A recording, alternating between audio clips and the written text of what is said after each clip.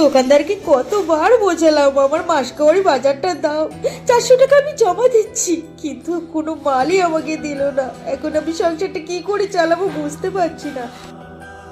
সকাল থেকে কত কষ্ট করে এই কাঁকড়াগুলো ধরলাম, একটা কাঁকড়াও বিক্রি হলো না।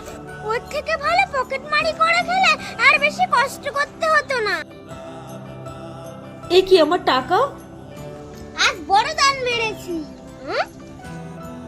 হে ভগবান, এ তো আমার থেকে করুণ অবস্থা। আমি কার থেকে পকেট মারলাম? আন্টি শোনো, আন্টি আমি বড় ভুল কাজ করেছি। এই নাও তোমার টাকা, পারলে আমাকে ক্ষমা করে দিও। আসলে আমিও কষ্ট করে কাঁকড়া মেরেছি, একটা কাঁকড়াও বিক্রি করতে পারিনি।